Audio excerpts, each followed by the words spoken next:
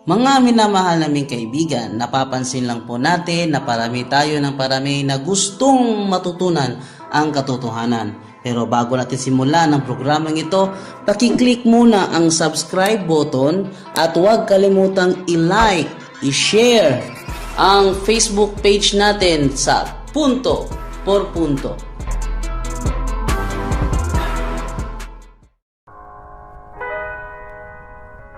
Nagdadalawang isip ka na ba sa iyong pananampalataya? Nalilito ka na rin ba sa pananampalatayang Katoliko? Huwag kang mag-alala sapagkat nandito na ang ating programang Punto por Punto. Ang programang ito ay sadyang inihanda namin para sa inyo upang masagot ang mga batikos sa pananampalatayang Katoliko. Punto por Punto.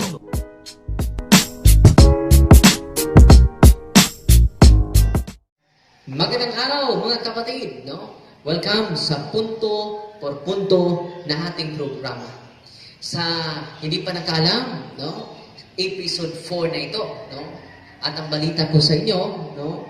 Nationwide na po ang ating Punto por Punto. Dahil meron tayong special guest, no? Una, si Brother Wendell Talibo, ang CFD National, no? Officer. At saka si Brother Alfie Angeles, na isang dating membro sa Iglesia ng Diyos kay Kristo Jesus, haligi at suhay ng katotohanan. 8 years po siya, no? Naging preacher, manggagawa sa dating daan na kinikilala noon na Iglesia ng Diyos kay Kristo Jesus, ang haligi at suhay ng katotohanan. So, nationwide na po ang ating coverage ngayon, no?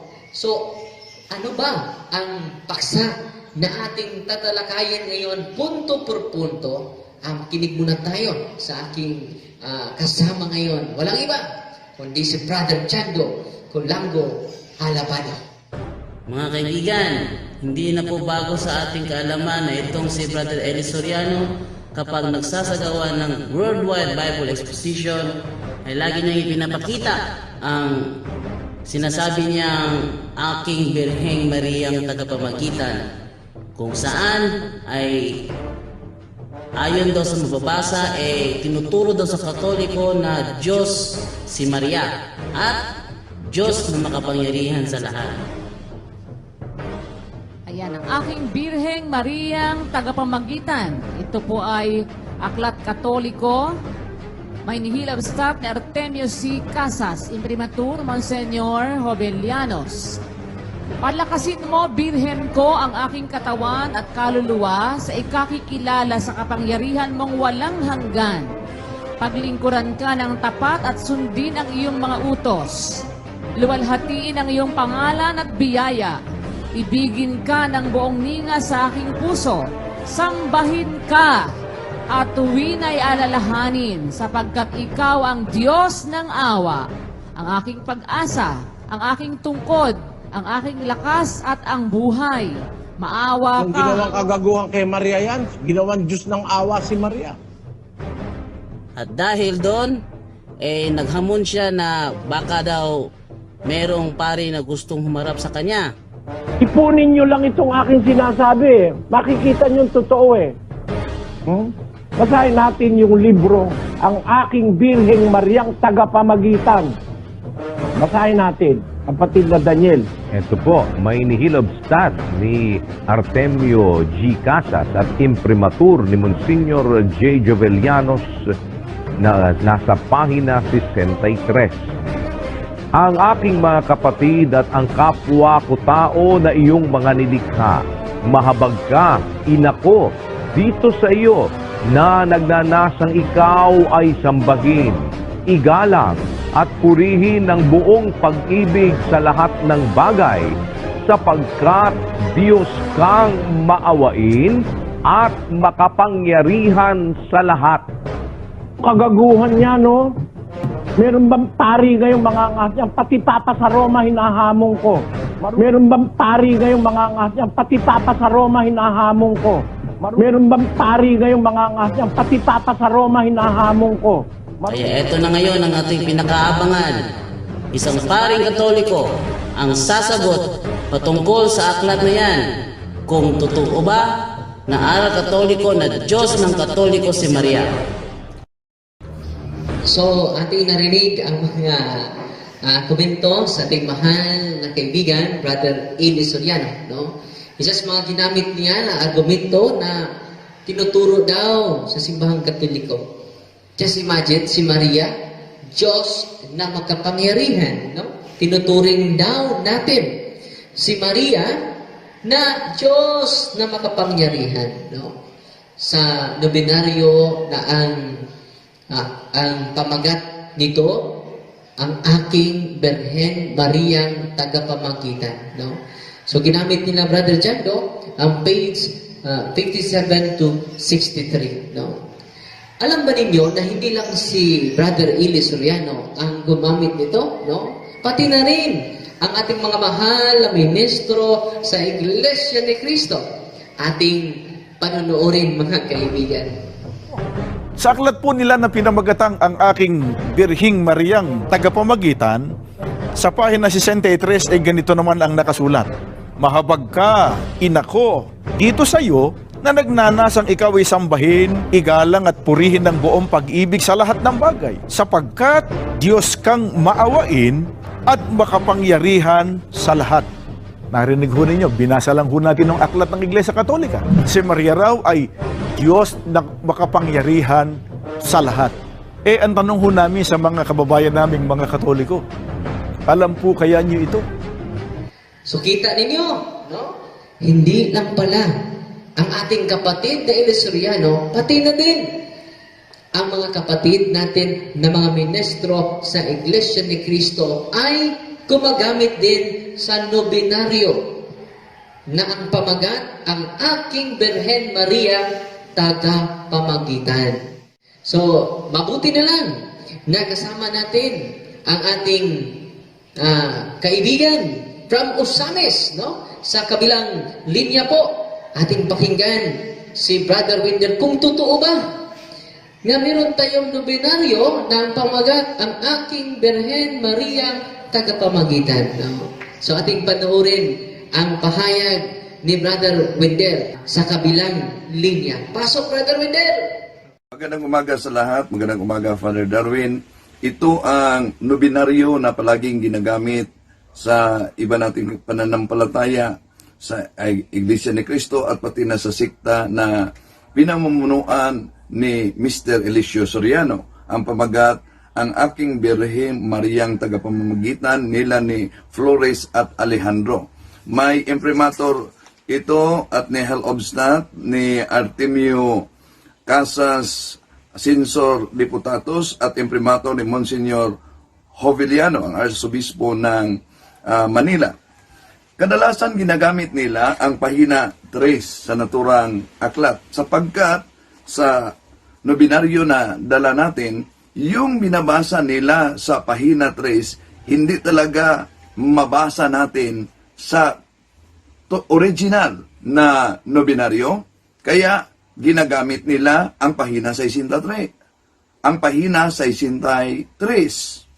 Ngunit kung tingnan natin ang naturang nobinaryo, ito'y hanggang pahina 18 lamang. Wala ng 19, wala ng 20. Kaya challenge natin sa kanila. Ilabas niyo ang sinasabi niyo, videohan niyo ang sinasabi niyo na nobinaryo na aking Birhen Mariang tagapamamagitan na merong 63 umano na pahina sapagkat ang original na nobinaryo na nandito sa ating kamay ay hanggang pahina 18 lamang. So, napakinggan natin ang ating mahal na kaibigan, Brother Wendell Kalimok. Maraming salamat, Brother Wendell. No? Yung nobinaryo na nasa kamay ni Brother Wendell, nandito din sa ating kamay. No? So, totoo yun. No? Maka-attest po tayo na totoo ang sinabi ni Brother Wendell. Hanggang 18 pages lang pinakita ni Brad Wendell kanina. At sigundaan ko naman, no? Kitang-kita. Tingnan mo, Brother Jando. Kitang-kita. Page 18 lang, no? Kung ating wala nang 19, wala nang 20. Pero namangha tayo dahil umabot sila sa page 63. Ipunin nyo lang itong aking sinasabi. Makikita nyo yung totoo eh. Basahin natin yung libro, Ang Aking Birheng Mariang Tagapamagitan. Basahin natin, kapatid na Daniel. Ito po, may nihilab stat ni Artemio G. Casas at imprimatur ni Monsignor J. Jovellanos na nasa pahina 63. Yan, narinig nyo si Brother Wendell, no? Na meron din tayong kopya, no? Galing ito sa kanya, no? Na totoo yun, maka-attest po ako na hanggang 18 lang ang pahina dito, no?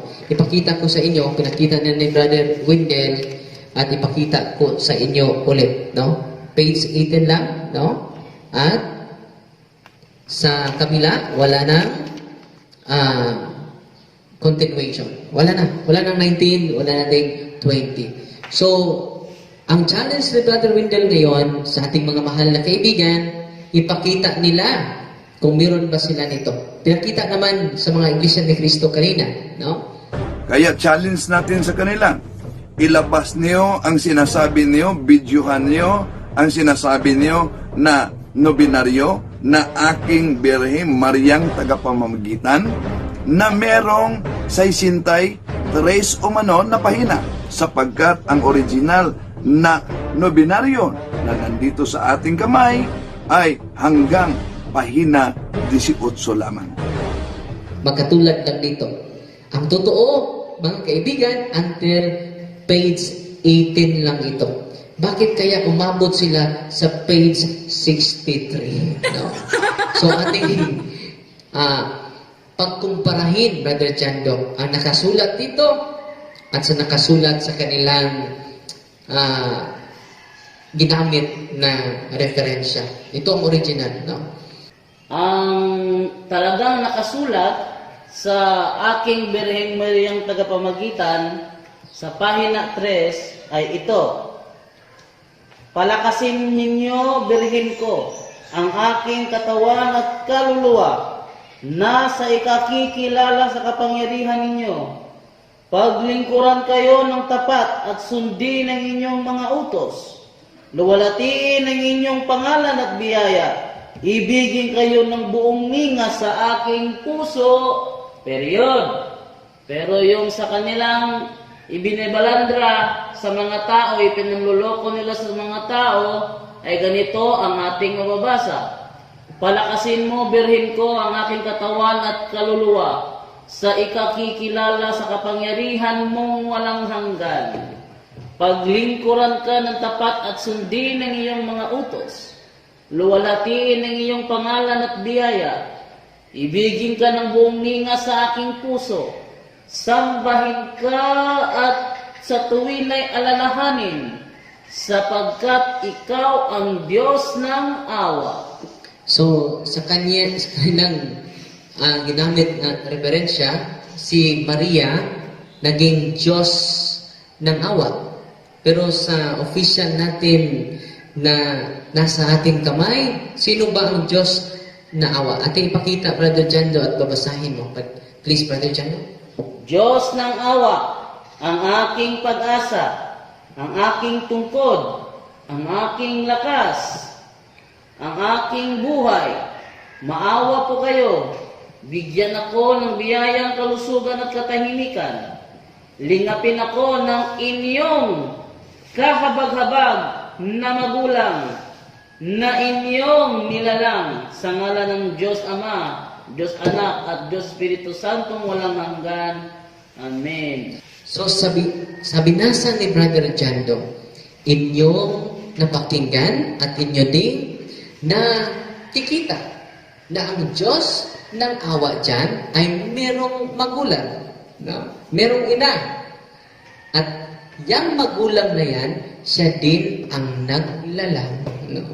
It means, it refers not to Mary, but to the Son of Mary, who is Jesus Christ. So, hindi po makikita dito na si Maria ang Diyos na awa. Wala po, hindi po nalagay dito. No? So, atin namang babasahin ang page 63 na ginamit nila. Ito po ang nakasulat. Ating pakinggan si Brother Chando. Akitin po ninyo ang aking puso sa pag-ibig at paggalang, sa dapat na makilala at pintuhuin kayo ng aking mga magulang, mga kapatid, at kapwa-tao na nilikha ng Diyos. Mahabag kayo, inako, dito sa hamak na nagmamakaawa sa inyo, na nagnanasang kayo ay igalang at purihin ng buong pag-ibig sa lahat ng bagay, period. Pero sa kanilang ibinabalandra, sa Bible exposition nila ay ganito ang ating mababasa. Page 63, yung original po, page 9, pero dito page 63. Ang aking mga kapatid at ang kapwa ko tao na iyong mga nilikha, mahabag ka inako dito sa iyo na nagnanasang ikaw ay sambahin, igalang at purihin ng buong pag-ibig sa lahat ng bagay, sapagkat Diyos kang maawain at makapangyarihan sa lahat. So, nakita nyo, Diyos na maawain at makapangyarihan sa lahat. Pero sa official na ating nasa ating kamay, wala yan dito. No. So ano ang official, brother? Sa page 9, ito ang nakasulat. Ang official, akitin po ninyo ang aking puso sa pag-ibig at paggalang, sa dapat na makilala at pintuhuin kayo ng aking mga magulang, mga kapatid at kapwa-tao na nilikha ng Diyos. So, pero sa kanilang ibinabalandra ay nagsimula sa ... Meron bang sentence na nagsimula ng tatlong ... or period, mga kapatid? So therefore, ang kanilang referensya is not reliable. No? Makikiusap po tayo, Brother Jando. No? Kasama natin si Brother Windel. At kasama din natin si Brother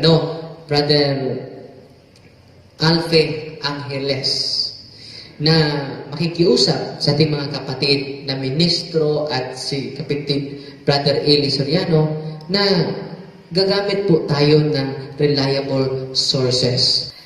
Ngayon na napatunayan ko na, Brother Eli Soriano, na yung ginamit mo na mga dokumento ay piki lang pala. No? Pakiusap po, wag mo na yan gamitin ulit sa Bible exposition mo. Nagkaintindihan ba tayo? Ano pa nito, mga kaibigan? No? Kasama po natin sa kabilang linya ng ating mahal na kaibigan, si Brother Alfie Angeles. Isa po siyang membro ng Iglesia ng Diyos kay Kristo Jesus ang haligi at suhay ng katotohanan bago naging member siya o kaanib ng dating daan.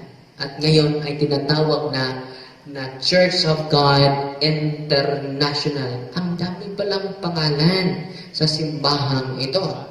Mr. Soriano, mga kaanib, sabi nila, hindi daw, ang tinatag daw niya ay yung mga kaanib. Hindi daw yung mismong iglesia ng Diyos. Yun ang ano nila eh.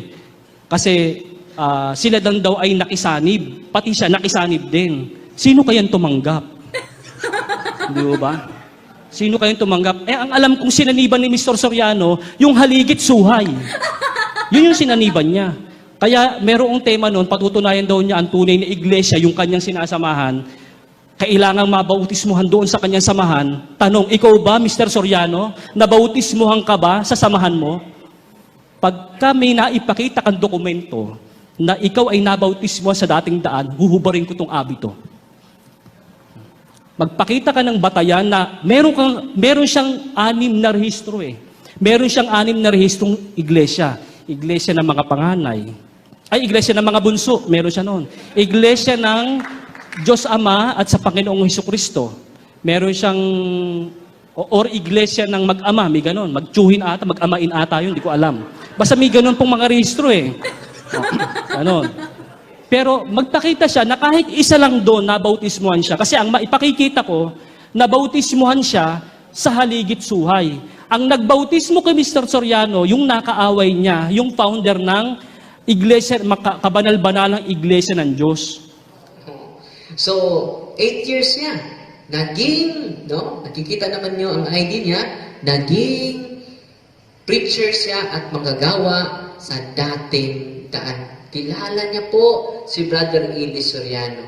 At si Brother Eli Soriano naman ay kilala naman niya si Brother Alfie Angeles. So bago ko ibigay sa inyo si Brother Alfie, no? Brother Alfie, no? Dahil pinaratangan tayo na meron tayong aral na si Maria daw ay tinuturing natin na siya ay Diyos, no? So, meron tayong mga dokumento o mga official na mga aklat katulad ng CCC, Fundamental of the Catholic Dogma, no? Ano ba ang nasusulat sa ating official? Totoo ba ang kanilang akusasyon against sa atin? So, Brother Albi, pasok! Maraming salamat po, Father Darwin, at tahasan po nating sasagutin yung inyo pong katanungan. Itinuturing bang Diyos ng simbahang Katolika ang mahal na Birhing Maria? Ang sagot po natin, hindi po itinuturing ng simbahang Katolika na Diyos ang ating mahal na ina. Hindi po. Father Darwin, maliwanag po sa ating Apostles' Creed, lalo na po dun sa Nicene Creed, that we only believe in one God. Iisang Diyos lang yung ating sinasampalatayanan. At itong iisang Diyos, Father Darwin, meron po itong tatlong persona. Ang Ama, ang Anak, at ang ating mahal na Espiritu Santo. Yung tatlong personang ito. Hindi po kasama doon sa tatlong persona, Father Darwin, ang mahal na ina ng ating Panginoong Jesucristo. At dahil sa hindi po kasama sa tatlong persona ang mahal na ina ng ating Panginoong Jesucristo, ang Birhing Maria, hindi po natin sinasamba ang mahal na Birhing Maria. Ngayon, maaari pong itanong ng ating mga kaibayo sa pananampalataya o maging ng ibang Katoliko, meron ba kayong pinangahawakang katibayan na hindi nga natin sinasamba ang mahal na ina ng ating Panginoong Jesucristo? Meron pa, Father Darwin. At ito pong hawak ko ngayon ay ito po yung katisismo ng ating simbahan. Na andito po nakapaloob yung aral na ating pong sinasampalatayanan sa loob ng simbahan. Particularly tayo pong mga Pilipino, katisismo para sa mga Pilipinong Katoliko. Dito po sa 1538 ng katisismong ito, ganito po yung nakasulat at babasahin ko. Kaagad idinagdag ng konsilyo na ang uri ng pamimintuho kay Maria ay naiiba sa diwa sa pamimintuho ng pagsamba sa parehong iniaalay sa nagkatawang taong salita at sa Ama at sa Espiritu Santo. Kung gayon, pakinggan nyo mga kaibigan, malinaw na ipinahayag ng Vaticano II na hindi sinasamba ng mga Katoliko si Maria.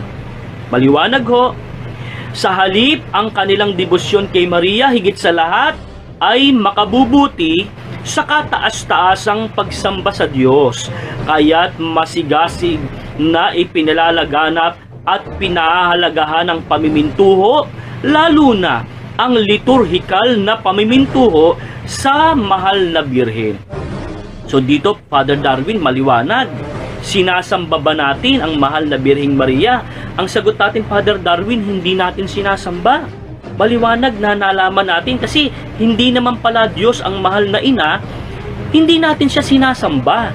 Ano yung inuukol natin sa mahal na Birheng Maria? Ang tawag po doon, pinag-uukulan po natin ng paggalang o mataas na paggalang ang mahal na ina ng ating Panginoong Jesucristo. O pati ang mga santo, iginagalang din ho natin yun, pero hindi po natin sinasamba. Ang pagsamba, ang pinakamataas na uri ng paggalang sa lahat, ay nakauko lamang sa iisang Diyos. Ang tawag po doon, Father Darwin, ay adoration. Ano ho? Adoration ho ang tawag doon. Yung pagsamba, pinakamataas na uri ng paggalang sa lahat, tinatawag po yung adoration. O sa classical theology, tinatawag po iyon na latria.